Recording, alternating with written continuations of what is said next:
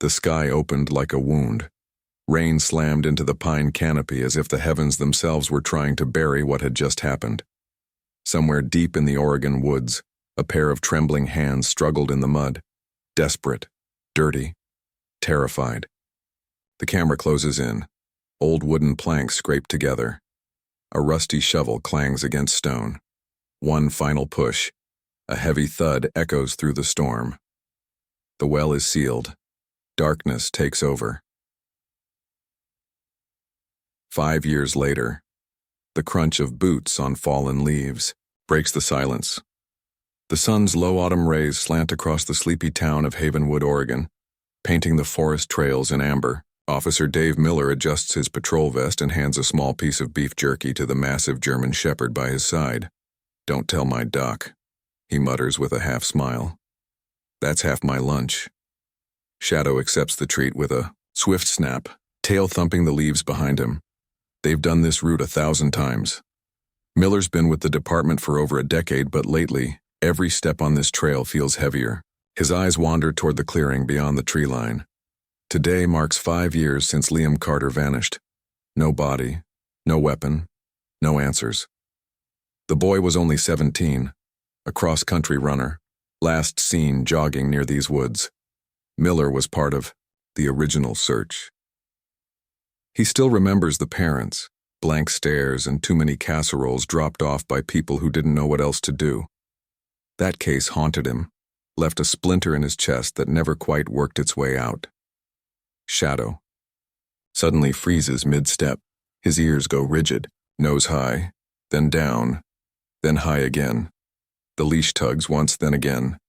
Miller squints. The dog is locked in, focused like he's just picked up something electric. "What is it, boy?"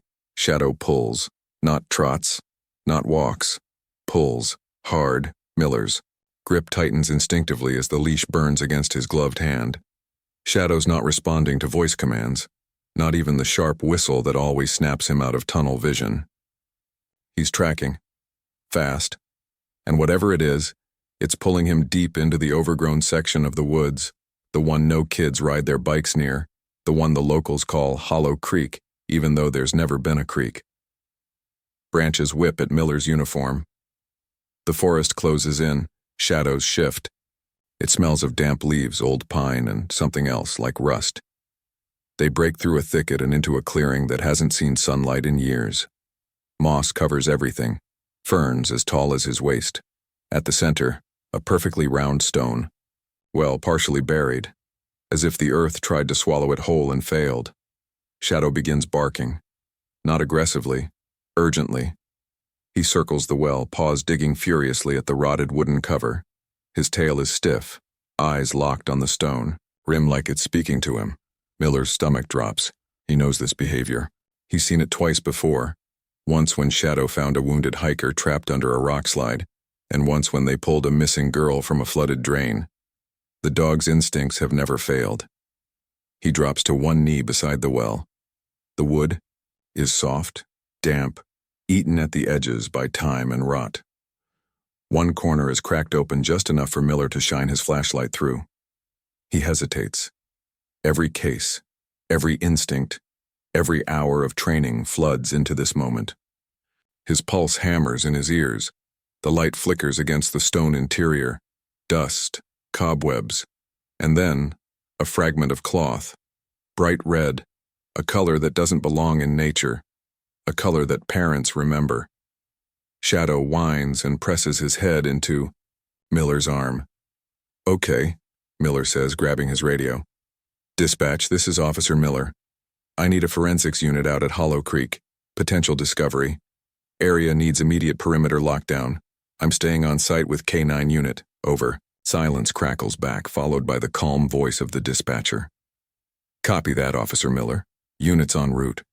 He doesn't move, doesn't speak, just sits in the forest with Shadow, staring at the forgotten well surrounded by trees that have kept too many secrets.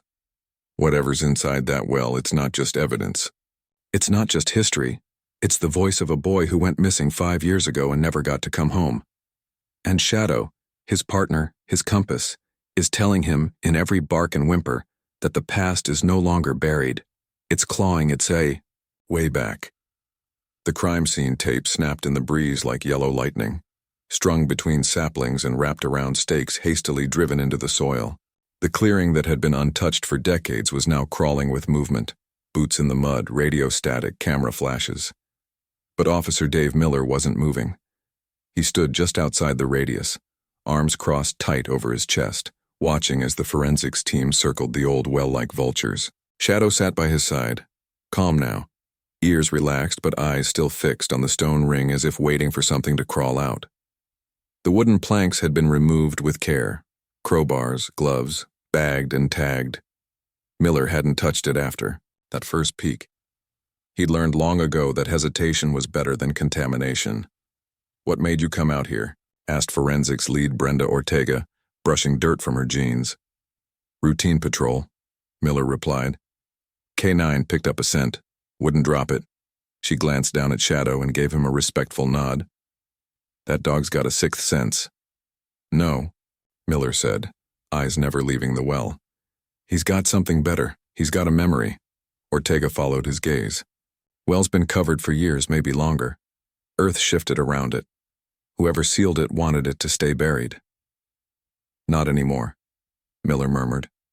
They had just lowered a camera on a long rod down into the well. The screen showed dark, moss-streaked stone at first, then fabric, then something else. Bone. Everyone knew, without saying it out loud, what they'd found. Shadow gave a low huff and leaned into Miller's leg. A soft rustle of boots behind him. "Lieutenant Travis," O'Hara approached, face tight, hands shoved deep in his jacket pockets. "I just spoke with the captain," O'Hara said. "They're fast-tracking DNA. If that's who we think it is, we'll know soon." Miller nodded once. "It's him." "You don't know that yet." "I do," he said simply. "I was part of the original search team. I covered these woods more times than I can count. That boy's face is burned into my memory. So is his jacket." O'Hara's jaw tightened. "Red hoodie." "Exactly." A quiet fell between them. The kind of silence that says more than words. A silence that carries 5 years of unanswered questions. Miller finally broke it. He wasn't just some lost hiker. He knew these trails. Ran them every morning. There's no reason he'd ever come this far out unless he was brought here. "You think someone lured him?" "I think someone wanted him gone." O'Hara sighed, running a hand through his thinning hair. "This town's had enough ghosts." "Well," Miller said, voice low, "this one's come back." An hour later, the body was carefully retrieved, bagged, and lifted out of the well with the kind of care that said, "This person mattered once." The air shifted, heavier now, as if the forest itself had exhaled something it had held far too long. The forensics crew packed up quietly. The well, finally exposed, sat like a wound in the clearing. Miller stayed behind. Shadow sniffed around the rim again, then sat and stared, tail sweeping slow across the mossy ground. Miller crouched down beside him, brushing his hand over the dog's head. "You did good, partner, real good." The dog blinked, leaned into the touch. Miller pulled out his phone and stared at the screen for a moment. No missed calls, no texts. Just the lock screen photo, a younger Shadow and a rookie Miller, taken right after their first successful rescue. He opened his contacts, scrolled down. George Carter. His finger hovered over the name. He still remembered George's face the day the search was called off. A good man, shoulders bent with grief, eyes dried out from crying too much. Miller didn't know what words could possibly prepare him for this. He pressed call. "Hello?" The voice on the other end was worn, cautious. "Mr. Carter, it's Officer Miller." A pause, then, "Dave. Is this about—" "We found something, sir. Out past Hollow Creek. An old well. We're waiting on confirmation, but—" He swallowed. "It looks like Liam." The silence was unbearable. When George finally spoke, it was through a cracked whisper. I knew he didn't just run away. I knew it. "I'm sorry it took this long." "No, the man said, voice firmer now. Don't be. You kept looking when everyone else stopped. You and that dog. Miller looked down at Shadow. He's the reason we found him. Please, please bring my boy home. I will, Miller said quietly but with full conviction. I promise. He ended the call and just sat there for a while, knees in the dirt, hand resting on his partner's back, the forest now eerily quiet. A breeze stirred the treetops. Something about it felt different now. The clearing wasn't forgotten anymore. It had a name, a purpose. It was no longer just the place with the hidden well. It was Liam Carter's grave. By the time dawn crept across Havenwood, the clearing looked more like a command post than a forgotten patch of woods. A white pop-up tent had been set up near the well. Crime scene tape fluttered around its perimeter. Forensic trucks lined the dirt path like silent sentinels. Officers moved quietly between equipment cases, respecting the gravity in the air. No one cracked jokes. No one sipped coffee. There were no distractions, just the hum of duty and the chill that clung to everyone's skin. Officer Dave Miller stood just beyond the tent, arms crossed, watching the body bag lying still in the grass. Shadow sat by his side, tail wrapped around his legs, eyes unblinking. The boy inside that bag wasn't just a name in a report. He had a life, a family, hopes, and someone had taken all that and thrown it down a stone hole like it didn't matter. Miller closed his eyes, breathing in slow through his nose. He didn't want to look inside, but he had to. Detective Ashley Green approached from the tent, tablet in hand, her mouth tight. You ready? She asked softly. Miller opened his eyes. Not even close. Still, he followed her. Inside the tent, the mood was clinical, but heavy. Two techs stood back while a third carefully unzipped the black bag. The moment the flap opened, the scent hit, earthy, wet, faintly metallic. Not fresh death, but long-buried silence. The skeletal remains had been carefully arranged by the recovery team. A faded red hoodie still clung to the ribcage. The left wrist showed the remains of a broken digital watch.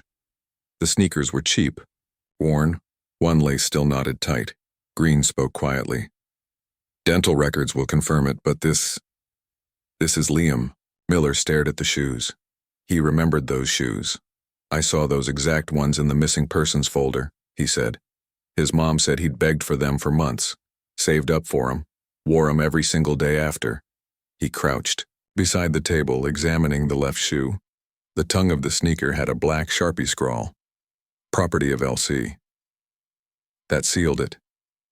Miller's chest tightened. I need a minute, he muttered. Outside the tent, the morning sun filtered through, the pines casting long shadows. Miller stepped into the light, pulling off his gloves and taking a long breath of crisp forest air. Shadow nudged his knee gently, sensing the weight in his partner's heart. Miller knelt down and wrapped an arm around the dog's thick neck. We found him, buddy, he whispered. But it wasn't supposed to be like this. Shadow leaned into him, still and warm. A voice called from behind. Dave. It was Green again. She held up a sealed evidence bag. Inside, a silver chain with a small pendant. I thought you'd want to be the one to return this to the family. Miller took the bag. The pendant was shaped like a tiny running shoe, tarnished, but still intact. He remembered seeing it in old photos. Liam wore it everywhere. As he stared at it, something in the memory clicked. There was a witness, he said slowly. A woman, dog walker, said she saw Liam talking to someone near the trailhead, back in the original report. She thought it was just a friend. You think it's connected? Green asked. I think everything matters now. Back at the station, Miller set up in the records room. Boxes from the Carter file were pulled from cold storage, dusty and heavy. He flipped through statements, photos, transcripts. The more he read, the more one truth emerged. No one looked past the obvious. Everyone assumed Liam had run off or gotten lost. Some even blamed the family. But the trail went cold too fast. No evidence, no struggle, no leads. The focus had shifted in weeks. Other calls came in. Budgets thinned. Attention moved on. Except Miller's never did. He spread the contents across the long table, pinning down key photos. One of them stopped him cold. A shot of Liam near the trail, waving at someone out of frame. The timestamp matched the day he vanished. Miller zoomed in, just visible behind Liam's shoulder, a gray sedan, parked near the edge of the trailhead, partially hidden by brush. License plate unreadable. He grabbed a marker and circled the car. "Who the hell were you?" he muttered. Green poked her head into the room. Emmy's office just confirmed positive dental match. "It's Liam Carter." Miller nodded, emotion flickering behind his eyes. "Then it's time we brought him justice." She hesitated. "You okay?" He let out a breath. "I will be. Once we find out who left him in that well like he was garbage." Green stepped inside. "Then let's get to work." Together they stared at the board, pieces slowly coming back into focus. Outside, in the quiet of the parking lot, Shadow lay stretched beside the patrol car, his ears flicking at every bird call and distant siren. He waited patiently, as he always did. He'd done his part. Now it was Miller's turn to finish the job. The DNA confirmation arrived at 7:12 a.m. on a crisp Tuesday morning. The email from the state lab was brief and clinical, a few lines of black text on a white screen, but its weight hit Officer Dave Miller like a punch. Positive identification, Liam Carter. He stared at the message for a long time. He had been expecting it, but expectation never softens the blow. Across the room, Shadow lay on his mat near the window, sunlight warming his fur, the steady rise and fall of his chest a quiet anchor.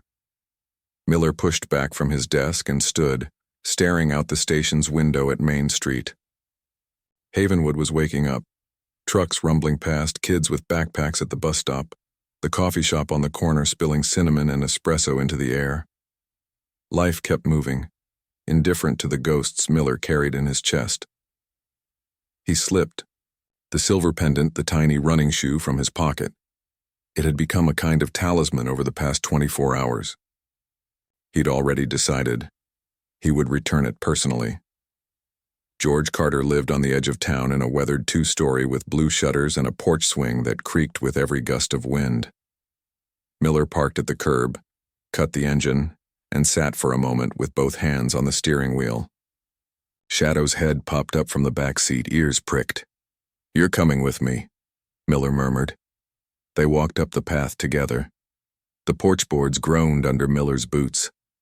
George opened the door before he could knock.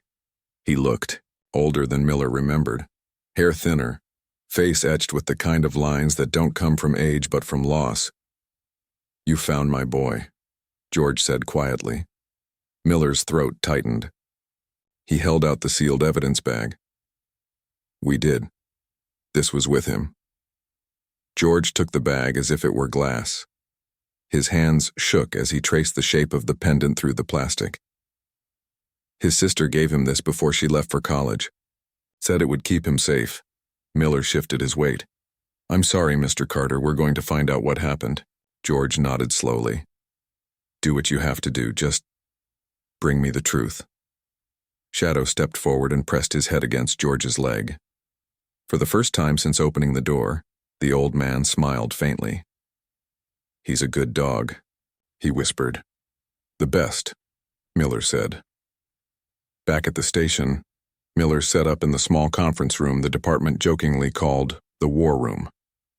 The joke stopped once the Carter file came back out. Every wall space was covered. Maps, photographs, evidence logs.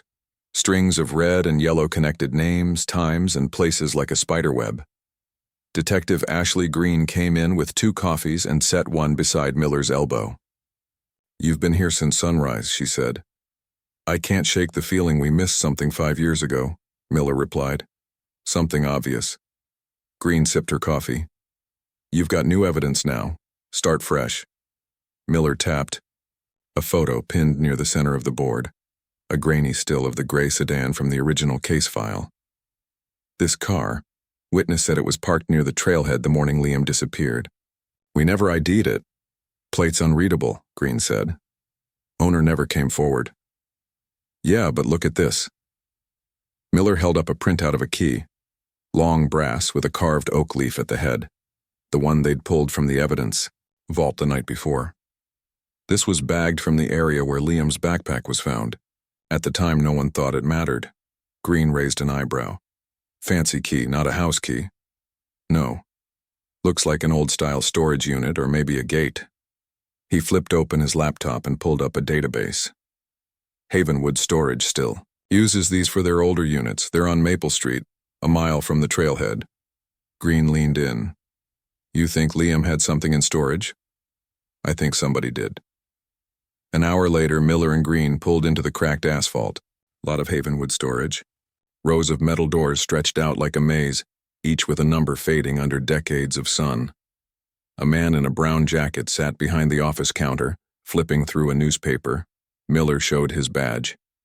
Need some info on a unit? Key like this. He slid the photo across. The man squinted. That's one of our old ones. We're phasing them out. He tapped at an ancient computer. Yeah, Unit 47. Been paid up for years. Owner's name, Henry L. Harper. Green exchanged a look with Miller. That name ring a bell? Miller's eyes narrowed. Yeah. He lived next door to the Carters. Mowed their lawn when George's back went out. Brought over pies on Sundays. Everybody loved Henry Harper. The man behind the counter looked from one detective to the other. Problem? No, Miller said, voice flat. Not yet. Back in the SUV, Green broke the silence. If Harper's connected, that changes everything. He's practically a pillar of the community. Little league sponsor, church deacon. Miller's knuckles whitened on the steering wheel. Pillars cast long shadows. Shadow, sitting upright in the back seat, gave a low rumble. Miller glanced at him in the rearview mirror. Easy, boy, we're just looking. But in his gut, Miller already felt the shift. He'd spent 5 years thinking Liam's case was a random tragedy. Now a face had formed in the dark. A name for the ghost, Henry L. Harper. That evening, Miller added Harper's photo to the center of the board. A friendly, smiling man in his late 50s with silver hair and wire-rimmed glasses. He looked like the kind of guy who ran bake sales, not the kind who sealed a teenager in a well. Green came in and stopped at the doorway.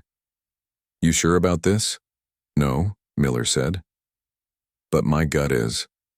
He turned to Shadow, who lay on his mat near the board, head up, eyes locked on the photo like he understood. We've got our ghost, Miller murmured. Now we find out what he's been hiding. Shadow gave a single, sharp bark that echoed off the walls. The hunt was back on. The storage unit creaked open with a sound that didn't belong in the modern world. A metallic groan that echoed like it came from a forgotten time. Officer Dave. Miller stepped into the shadowed space with a flashlight sweeping side to side. Dust motes danced in the beam, cardboard boxes stacked chest high, an old tool chest against the wall, and a wooden rocking chair covered in a sheet. Everything looked harmless. Ordinary. But something about the stillness made the hair on his arm stand up. Detective Ashley Green followed behind, one hand on her hip where her badge hung beside her belt. He's been paying rent on this place for over a decade, she murmured. You'd think he was storing gold. Maybe he is, Miller muttered. The kind that gets you locked up. They opened boxes. Carefully. Slowly. Family photos. Newspaper clippings. Holiday cards. All neatly labeled. Henry Harper on the surface had been the kind of man people trusted with spare house keys and their kids' soccer schedules. But in the third box, buried beneath old tax returns and yellowing receipts, they found it. A journal, leather-bound, faded, and tucked inside, a photo. Miller pulled it out carefully.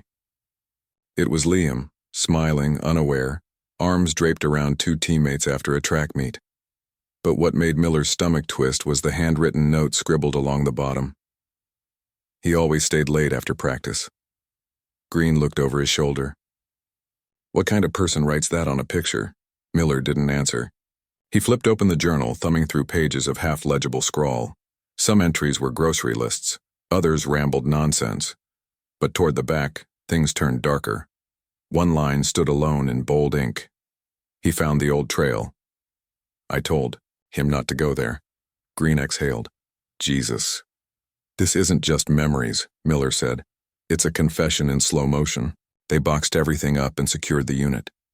The evidence team would go through it top to bottom, but Miller already knew. Harper had kept more than storage in that metal box. He'd kept guilt. Back at the station, Miller sat in the interview room, staring through the two-way mirror at Henry Harper. The man looked the same as ever, pressed shirt, clean-shaven, hands folded on the table. Calm. Too calm.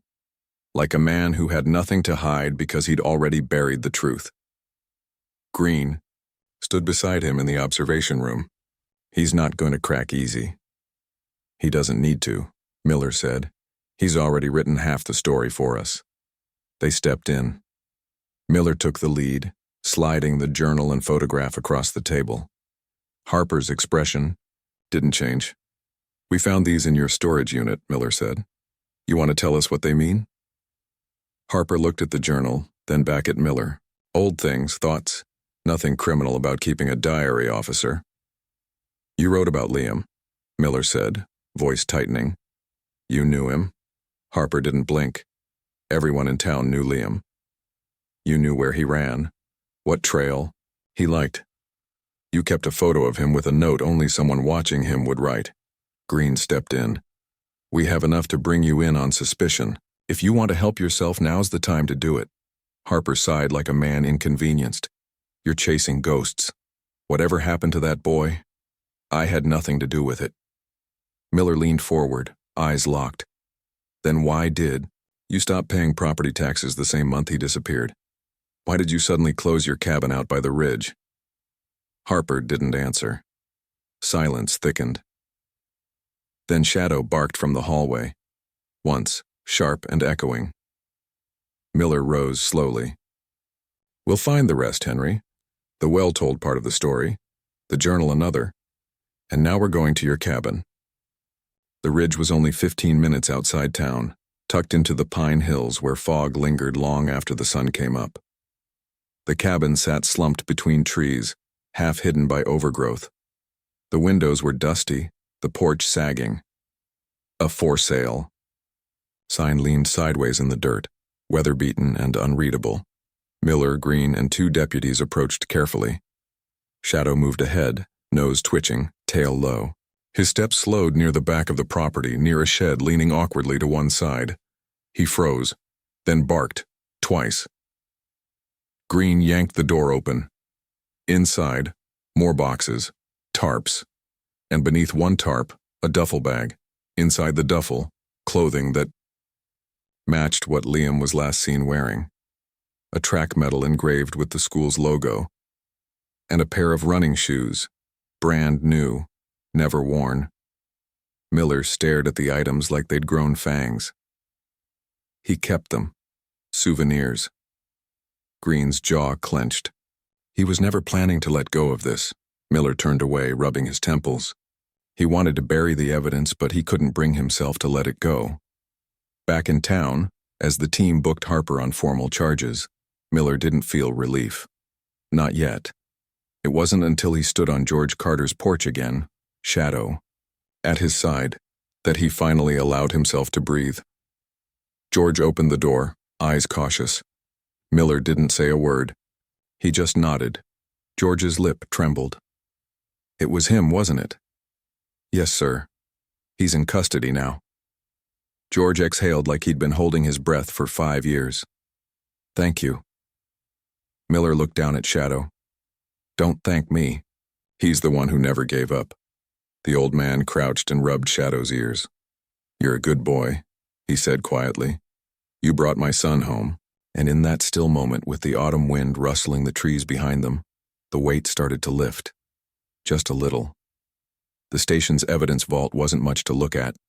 Just a locked room tucked behind records with a busted light switch, and the faint smell of old cardboard and dust. But for Officer Dave Miller, it had become something like a sacred space. He stood at the entrance with a clipboard in one hand, coffee in the other, and Shadow pressed close to his leg. All right, partner, he said under his breath. Let's see what everyone else missed. They were preparing for court now. Henry Harper had been charged, booked, and assigned a public defender. The community was still in shock. Church folks, PTA moms, even the mayor. No one wanted to believe that the man who taught Sunday school had murdered a boy and buried the truth for half a decade. But Miller believed it.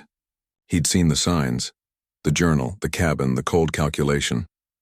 Still, if they were going to get a conviction, it couldn't just be theory and instinct. It needed hard evidence. So he went back to the beginning. He requested access to all physical evidence collected during the original investigation. Over 20 items had been stored: clothing, a backpack, some personal effects, even a broken cell phone that was too damaged to power on. It was all sealed, cataloged, and mostly forgotten. Miller unboxed each item, laying them out on the metal table like puzzle pieces. Shadow sat silently at his feet, watching. One by one, Miller rechecked every tag, every timestamp, every location. And then halfway through a box marked miscellaneous trail findings, something stopped him. A small, clear bag containing a single object. A key. Not just any key. A long brass skeleton key with an ornate oak leaf design on the head. Miller's. Breath caught. He'd seen that shape before.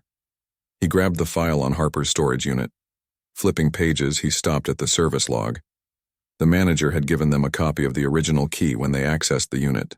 Same weight, same pattern, same carved leaf. Unbelievable, Miller muttered.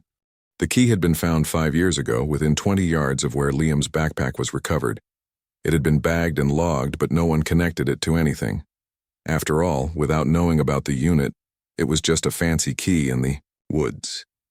He checked the original case report. No mention of interviewing Harper. It all made sense now.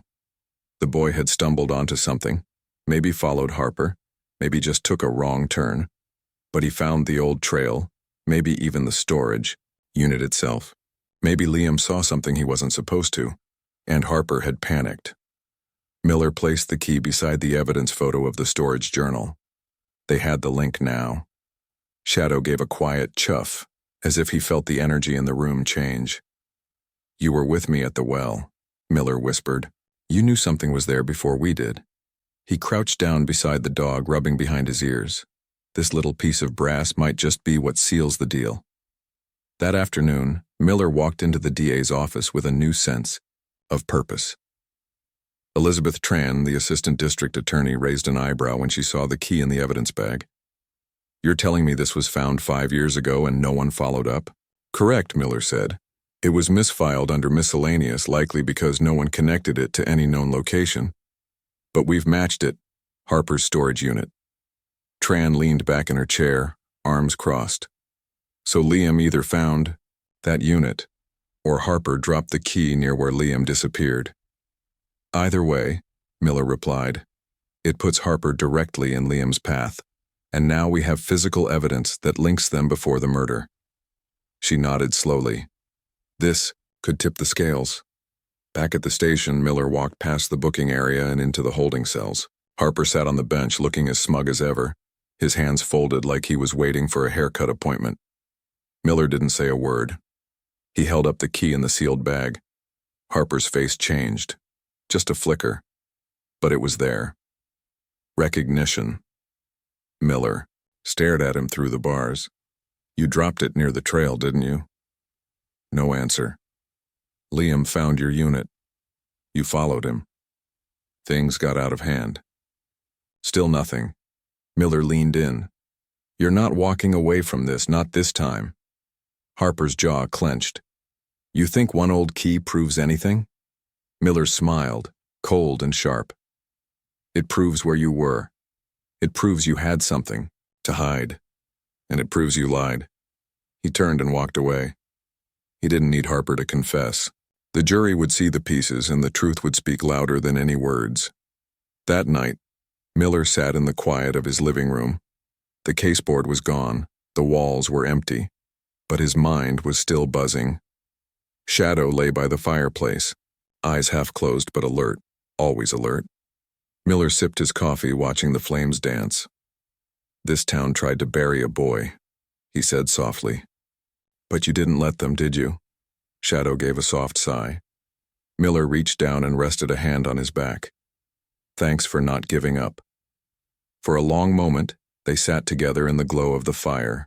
Cop and dog, partners, friends. In the silence, the unspoken truth sat between them.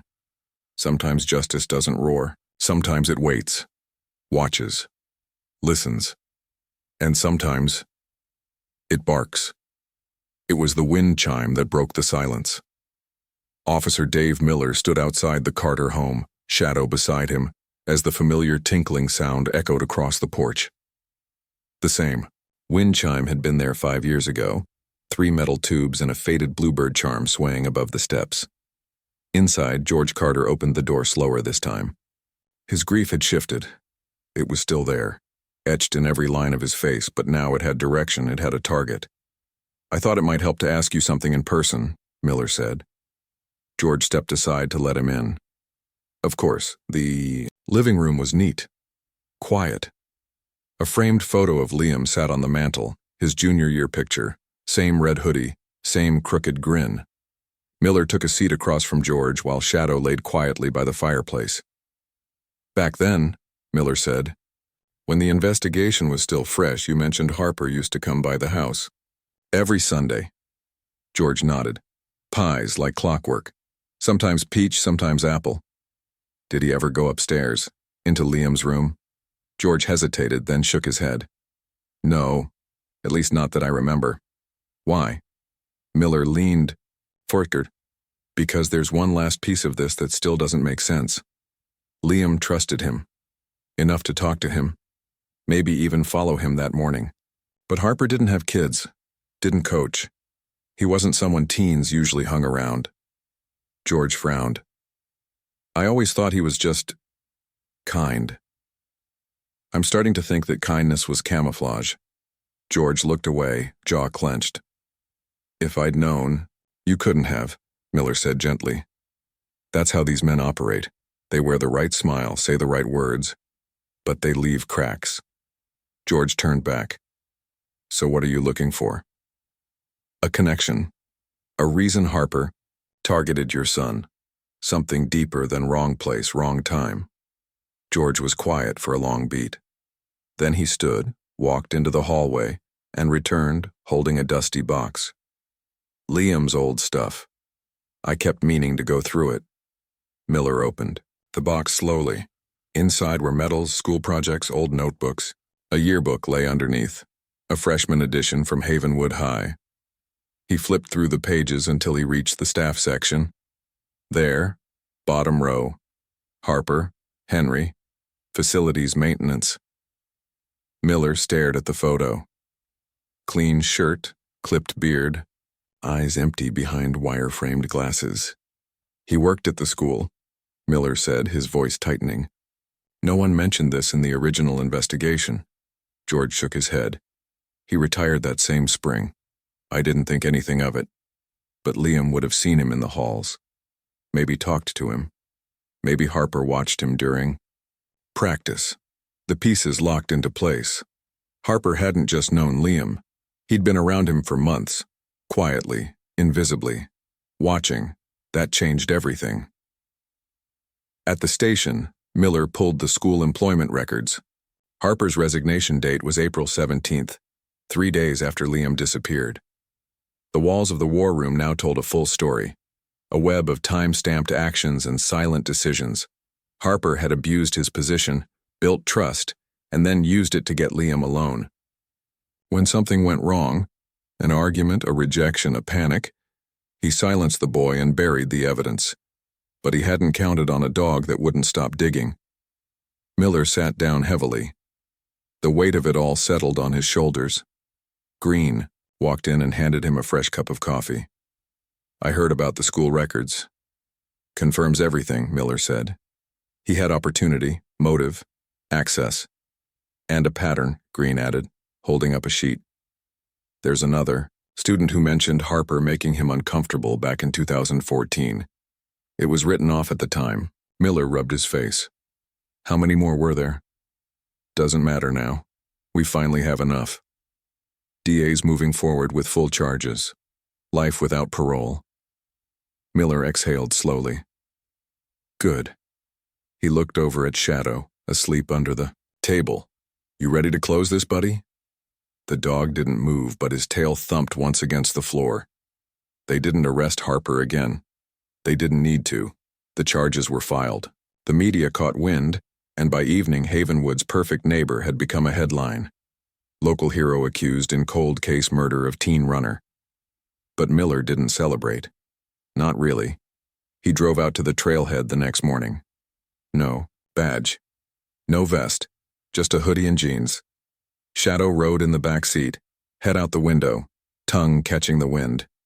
They walked the old trail slowly, the same one Liam had run 5 years ago. The trees whispered overhead. The morning air was cool, scented with pine and memory. Miller stopped near the bend where the forest narrowed and the path veered toward Hollow Creek. Shadow sniffed the air, then sat. Miller crouched beside him. This is where it changed, he said quietly. This is where we lost him. He reached into his pocket and pulled out the small pendant, Liam's running shoe charm. He placed it gently on a low stone near the trail's edge. I told his father we'd bring him home. And we did. Shadow leaned against his leg, solid and silent. And for the first time in a long time, Miller let the silence stay. The courtroom was silent. Not the kind of silence that comes from boredom or routine. This was heavier, like the room itself was holding its breath. Officer Dave Miller sat near the back, his uniform crisp, his hands folded tight in his lap. Shadow lay at his feet, calm as ever, head resting between his paws. They both watched as Henry Harper took the stand for the first and only time.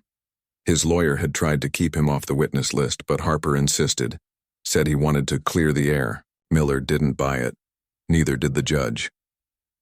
The courtroom was packed. Locals, reporters, even George Carter, who hadn't missed a single day of testimony. He sat in the front row, a folded photo of Liam tucked into his breast pocket. The prosecutor stood slowly. Mr. Harper, do you recognize this item? She held up the brass key, the one found in the woods 5 years ago, now cleaned and sealed in evidence plastic. Harper looked at it. His face twitched just once. Yes. Where did it come from? He paused. Then, quietly, my storage unit.